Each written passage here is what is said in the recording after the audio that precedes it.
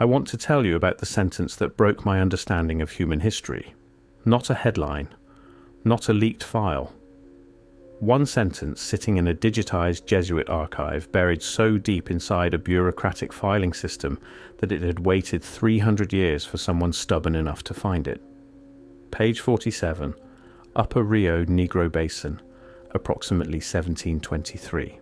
A mission report from the heart of the Amazon, the largest, oldest, most impenetrable wilderness on the face of the earth. The people already knew the words. We did not teach them. We found them. One sentence.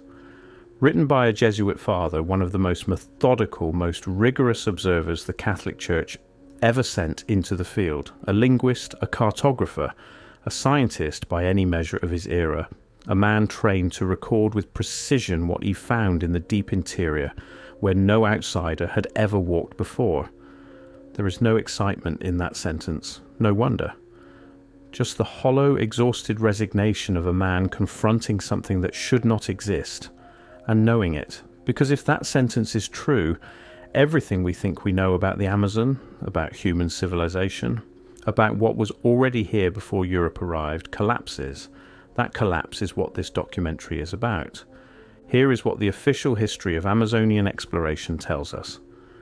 Between roughly 1600 and 1750, Jesuit missionaries penetrated deep into the South American interior.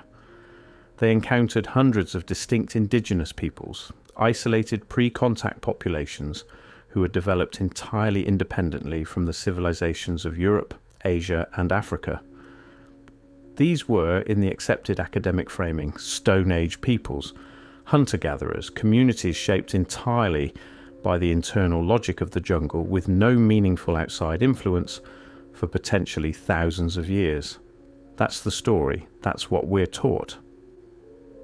Now, let me tell you what the Jesuits actually wrote, not what scholars later summarized they wrote, not the sanitized mission reports that made it into published volumes. The actual field correspondence, the letters between fathers, the personal journals, the administrative notes that were never meant to be read by anyone outside the Society of Jesus, those tell a different story.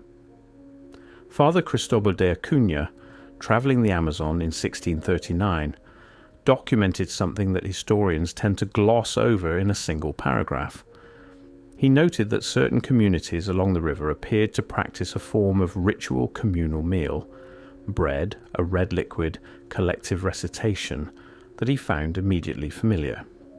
He attributed this to the possibility that earlier missionaries had preceded him, but he also noted, with evident confusion, that the local fathers who should have preceded him had no record of reaching those specific communities. He found familiarity where there should have been total strangeness, and that's where it begins to get complicated, because Acuna wasn't alone. The further I looked, and the deeper I went into the secondary literature, into footnoted references and archive indices, the more I found the same notes struck again and again. Missionaries arriving expecting ignorance and finding something that looked, uncomfortably, like preparation. Multiple Jesuit records from the period 1680 to 1740 note that initial contact with certain deep interior tribes produced something that shouldn't have been possible. Mutual partial comprehension. Not full comprehension, not fluency, but fragments, specific words, not random words either. Words for God, words for forgiveness, words for waiting. Here's a simple fact about human language that linguists will tell you without hesitation. Language families are extraordinarily resistant to coincidence. The shared vocabulary between two unrelated languages, languages with no documented contact, no shared geographic corridor, approaches zero. Not low, zero. The word for water in Basque has no relationship to the word for water in Swahili. The word for father in Japanese has no relationship to the word for father in Quechua. This is how linguistics works. This is the bedrock of the field. Now tell me what to do with this. Several tribes in the deep Amazon basin, communities that had, by every documented account, never encountered Europeans, were found to possess specific words that appear to have no origin in any reconstructed proto-language of the region. Linguists who study Amazonian language families are themselves puzzled by certain clusters of vocabulary that sit stubbornly outside every known language tree. There are approximately 300 identified language families in the Amazon basin. 300. That number itself is anomalous. For comparison, Europe, with a far longer recorded history of migration and contact, has a handful. The sheer linguistic fragmentation of the Amazon is one of the great unsolved puzzles of human prehistory. But within that fragmentation, researchers have noted something strange. Certain core ritual vocabulary, words used specifically in ceremonial contexts, words for specific cosmological concepts, appears across tribes that are otherwise entirely linguistically unrelated. Not borrowed words, not trade words, not the kind of diffusion you'd expect from neighbouring communities in contact. Shared, as if from a common source, and some of those words, a small number but enough to notice, show phonetic resemblance to Latin roots that predate classical Latin itself, archaic roots, Proto-Italic roots that existed before the Roman Empire, before the Church, before any European presence in the Western Hemisphere had any business existing. This raises a simple but critical question. Where did those words come from? The official explanation offers contamination, later contact, misattribution, observer bias in the recorders, and maybe that's true for some of it. But the official explanation collapses here when you note that several of these linguistic reports were compiled independently by different Jesuit fathers in different parts of the basin across a span of nearly 60 years. They weren't comparing notes, they couldn't have been. They were weeks of jungle travel apart from each other. The pattern repeats with unsettling precision.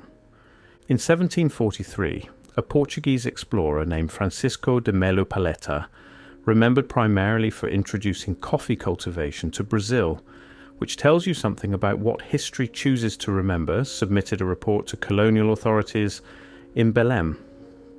The report itself is well documented. It's the appendices that are interesting.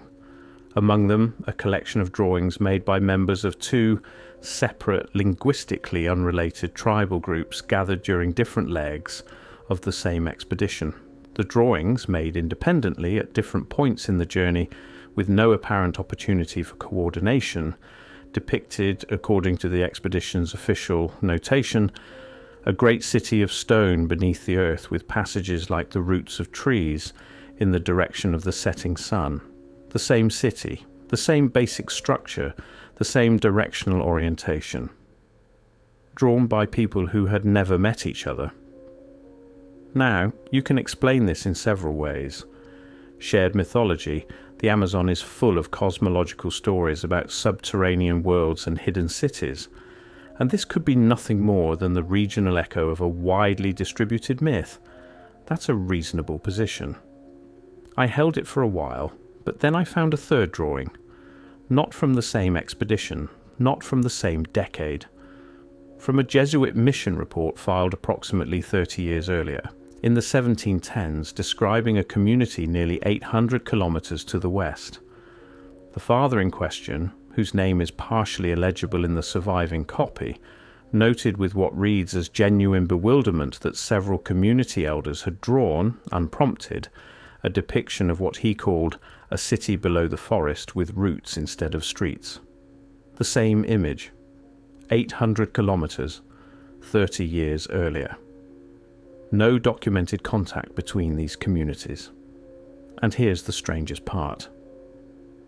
In 2017, a paper published in a peer-reviewed archaeology journal noted that LiDAR surveys of the Bolivian Amazon had revealed geometric earthwork structures of extraordinary scale, structures that, in their basic layout, bore a striking resemblance to urban planning principles seen in cultures as geographically distant as the Indus Valley and pre-dynastic Egypt.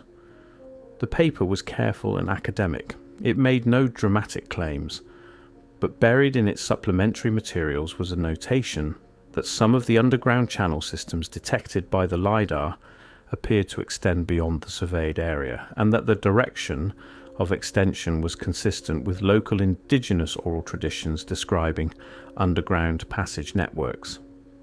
The archaeologists noted the oral traditions. They did not pursue them. Why not? That silence was deafening. Let me tell you about metal. The production of specific metal alloys is one of the most reliable dating tools we have in archaeology. You cannot manufacture certain alloys without industrial processes that were not available until specific historical moments. This is not controversial.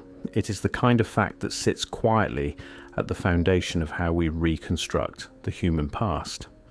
In 1925, an ethnographic survey of a remote community in the Upper Xingu region documented, almost as an aside, that certain ceremonial objects in community possession appeared to be made of a metal that the surveyor, a Brazilian government official with no particular expertise in metallurgy, described as unlike anything I have seen worked by hand. He forwarded samples for analysis. The analysis report, if it exists, is not in any publicly accessible archive I have been able to locate. That's not proof of anything. Missing documents are not evidence of suppression. They get lost. They get misfiled. Bureaucracies are incompetent in ways that require no conspiracy. But when you add it to other accounts, and the deeper I went, the more accounts I found, a pattern begins to emerge that is harder to dismiss. Multiple ethnographic reports from the late 19th and early 20th centuries, compiled by different researchers working in different parts of the Amazon, note the presence of metal objects in communities that should not have had access to processed metal at all. Not copper, which was worked in pre-Columbian America. Not bronze, something described variously as silver bright, harder than iron, not rusting in the humidity. Properties that suggest, without confirming, alloys that required industrial temperatures and processes to produce. Where did those objects come from? The standard explanation is trade, diffusion of European manufactured goods along river networks travelling faster than European contact itself. This is plausible. Trade networks in the Amazon were sophisticated and moved objects over vast distances. But several of the objects noted in these reports were described as old, worn, in some cases venerated as ancient. Community members did not describe them as coming from outsiders. They described them as having always been there. Always. Once you see it, you can't unsee it. Because always is a category of time that implies something was present before European contact. And if objects of anomalous metallurgy were present before European contact, or at least before contact could account for their distribution, then someone somewhere, at some point, was producing them. Who? I want to be careful here because this section is the one most susceptible to the kind of pattern matching that confirmation bias loves. When you're looking for parallels between ritual practices across cultures, you find them everywhere. Human beings share certain universal tendencies: communal meals, purification with water, cyclical calendars, cosmologies organized around light and darkness. These convergences mean nothing on their own. They are the product of shared humanity, not shared history. But there are parallels, and then there are specific parallels. Here is what the Jesuit records document, with some consistency, across multiple Amazon communities: a ritual involving a communal meal conducted at specific astronomical intervals, presided over by a designated figure who spoke words the community did not fully understand but had memorized precisely, using objects, a vessel, a flat plate, or disc of specific proportions, arranged in a configuration that the Jesuit fathers found immediately recognizable. Immediately recognizable. Some of them said so explicitly. Father João Daniel, who spent decades in the Amazon and wrote one of the most detailed accounts of indigenous life before his arrest by the Marquis of Pombal in 1757, described witnessing what he called Poikobi, and I want to be precise here because his phrasing matters, a form of the sacred meal corrupted by time but recognizable in its bones. Corrupted by time, not invented in parallel, not coincidentally similar. corrupted by time, which implies an original shared form that had degraded through generations of transmission without reinforcement. That is a specific interpretive claim, written by a man who had no reason to make it, who, if anything, had institutional incentives to describe indigenous peoples as entirely ignorant of Christian practice, because that ignorance was the justification for the entire missionary enterprise. He wrote it anyway. And when you place Father Daniel's observation alongside similar notes from Father Samuel Fritz on the Upper Amazon in the 1690s, and alongside the separate observations of Father Bartolomeo Rodriguez in the 1730s, different men, different decades, different parts of a vast jungle, you have to at minimum ask the question, what were they all seeing? Here's where I need you to step back with me. Because the Amazon isn't unique. That's the part that keeps me up at night. The pattern repeats elsewhere, in ways that the conventional framework of independent cultural development struggles to absorb. In Central Africa, specifically in the Congo Basin, early European missionaries in the 16th and 17th centuries documented communities practicing ritual forms that they found troublingly familiar. The Kingdom of Congo had famously adopted Christianity with what contemporary European observers described as uncanny ease, a speed and depth of incorporation that some missionaries attributed to divine providence and others found privately unsettling. The Congolese did not adopt Christianity as outsiders learning a foreign system. They seemed to recognize it. Scholars today discuss this through the lens of African traditional religion's compatibility with Catholic ritual structure. That's a valid framework, but is compatibility the whole story? In Polynesia, on islands that human beings reached by open ocean navigation thousands of years ago, you find a set of cosmological concepts, specifically around a primordial hidden civilization, a knowledge-keeping class that went underground in a time of catastrophe, and a set of preserved ritual forms maintained specifically for a moment of future return that appear with striking consistency across island groups separated by thousands of miles of open ocean. This is usually explained by common Austronesian origin, a shared ancestral culture that dispersed across the Pacific and carried its mythology with it. That's a reasonable explanation. But when those Polynesian cosmological structures share specific features with cosmological structures documented in the Amazon, features that cannot be explained by Austronesian-Amazonian contact because no such contact corridor has ever been established, then you have a coordination problem. A world-spanning coordination problem. Not convergent evolution of ideas, not the universal human tendency toward myth-making, something more specific than that. The same architecture of hidden knowledge, preserved communities, underground continuity, and ritual waiting, appearing in places that have no documented historical connection to each other. And here's the strangest part of the worldwide pattern. In every case, the people possessing these traditions describe themselves not as the originators of the knowledge, but as the keepers of it. They received it from somewhere, from someone, from a civilization that existed before the current world and went, in their telling, beneath it. Beneath it. This is the moment where most researchers stop, because what the evidence suggests next pushes against every comfortable assumption about human history. If you've seen anything like this before, the underground city traditions, the shared ritual structures, the missing documentation, leave a comment. Tell me what you found. I read everything and subscribe because the next section is where the official record gets actively strange. On September 3rd, 1759, the Marquis of Pombal, acting as effective ruler of Portugal in the name of King Joseph I, issued an order expelling the Society of Jesus from all Portuguese territories. Brazil was a Portuguese territory. The Amazon missions were Brazilian territory. The Jesuits were gone within months. This is documented history. The expulsion is not controversial. The Jesuits had accumulated enormous power, enormous wealth, and enormous political influence in South America. And the Pombal expulsion, later mirrored by similar expulsions from French and Spanish territories, represented a political correction by secular colonial governments who felt the society had become a state within a state. That's the official explanation. It's probably partially true. But here is what I want to know about the expulsion, and what I cannot find a satisfying answer to. In the months following the 1759 order, Portuguese colonial authorities moved with extraordinary speed and specificity to seize Jesuit property and records.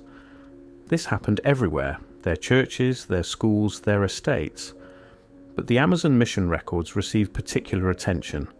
Specific administrative orders, several of which survive in fragmentary form in the Arquivo Histórico Ultramarino in Lisbon, directed that all journals, maps and correspondence from the interior Amazon missions were to be collected, catalogued and transmitted, not to Lisbon, not to the colonial administration, but directly to Rome, to the Vatican, not to the Portuguese crown, which had ordered the expulsion and was actively hostile to the Society of Jesus, to Rome.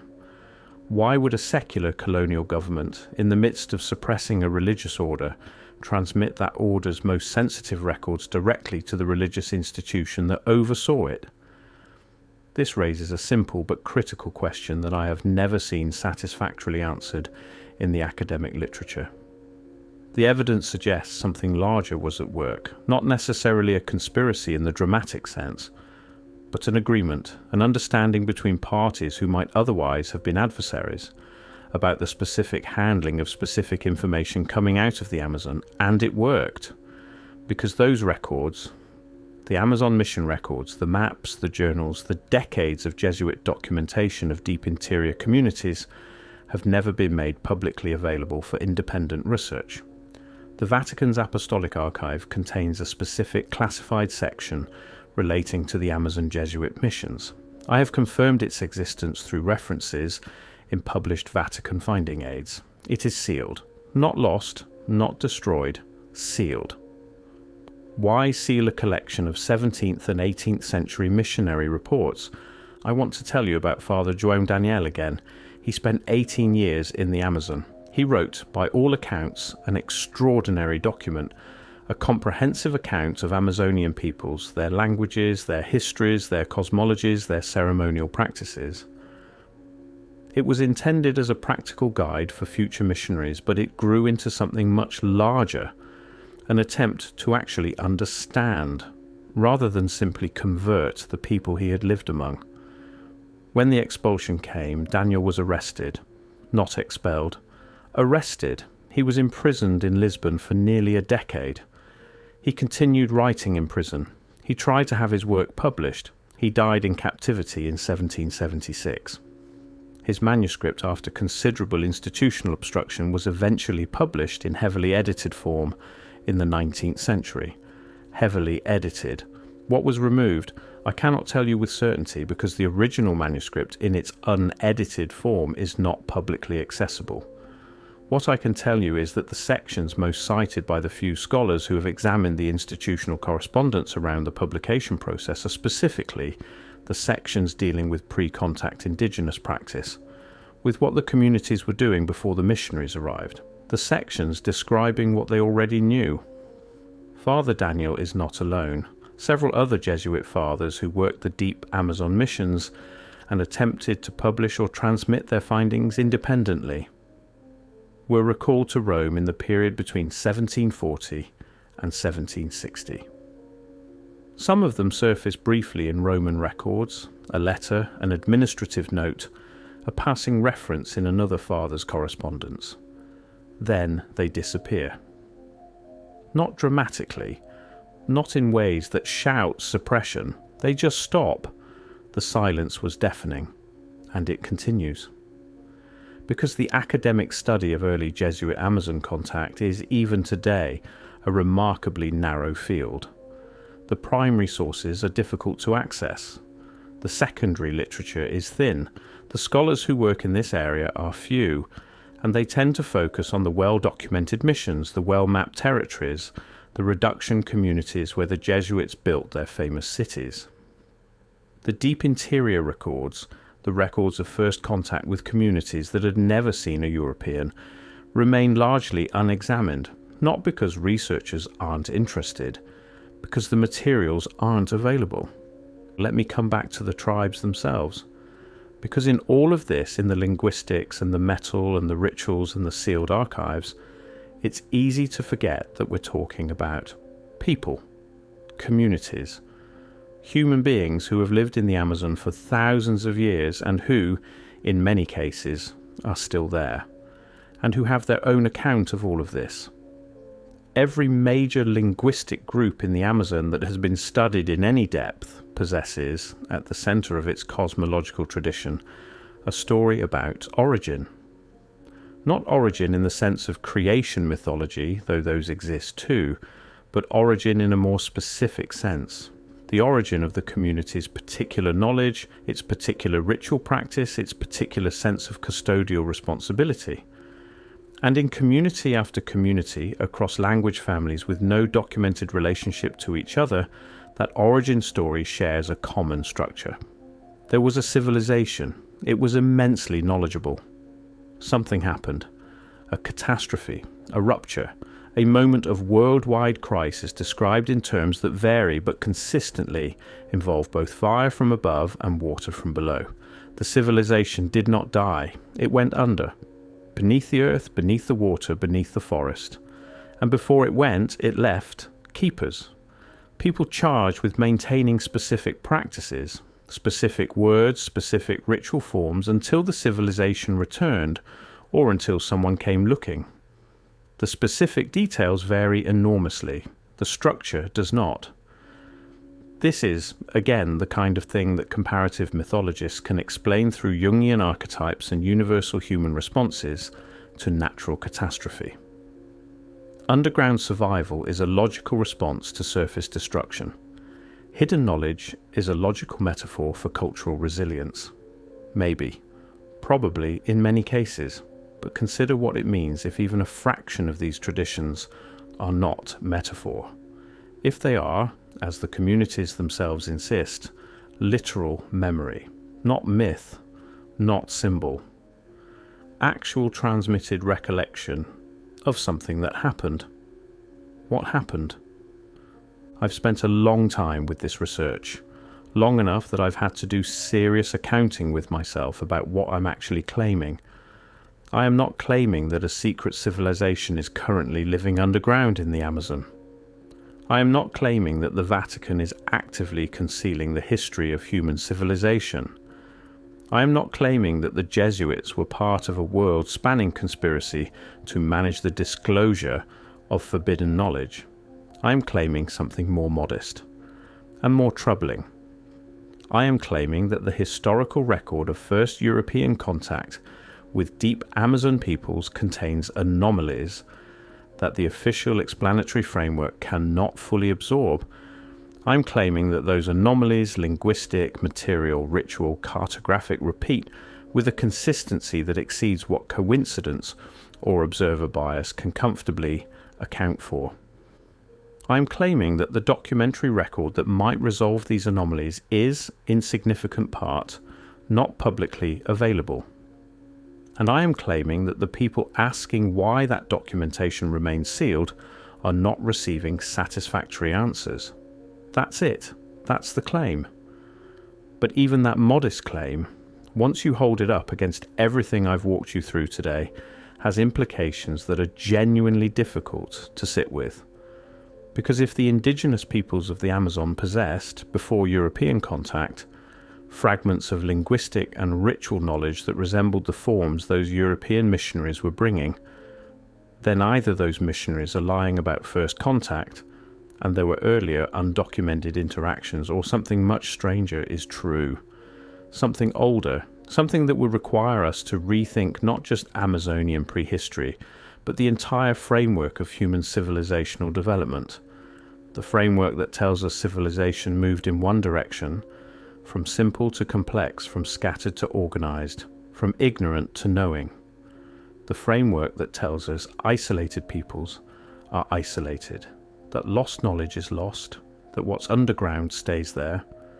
The pattern repeats with unsettling precision, from the Amazon to the Congo Basin to the islands of the Pacific. communities describing themselves as keepers, as waiters, as people maintaining something on behalf of something else. What were they keeping? What were they waiting for?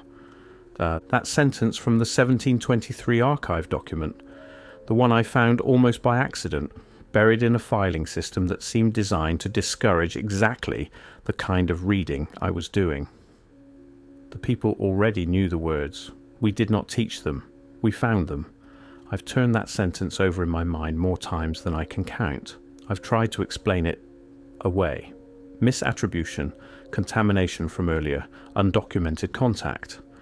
Observer bias in a man who found what he was looking for. All of those explanations are possible, but they don't feel complete.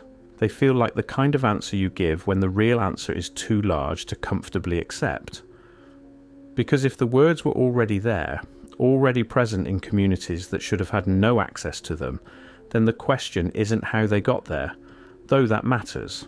The question is, what else came with them? What else is already there, waiting in the sealed archive, waiting in the sealed section of the Apostolic Archive in Vatican City, waiting in the stories told around fires in communities that the outside world still hasn't reached? What else were they keeping? The deeper you go into this, the deeper I went, the more the official history starts to feel less like the whole story and more like a particular telling of it. Careful, selected, missing with almost suspicious consistency the exact chapters that would require the whole framework to be rebuilt. The Amazon keeps its secrets well. It always has. The question I can't shake, the one I leave you with, is whether the jungle is keeping them or whether someone made sure they'd be kept, and whether the people who were already waiting, who already had the words, who already knew the shape of the ritual and the outline of the city beneath the roots, whether they're still waiting. For what? I don't know. But I don't think the story is over. I don't think it's even close to over.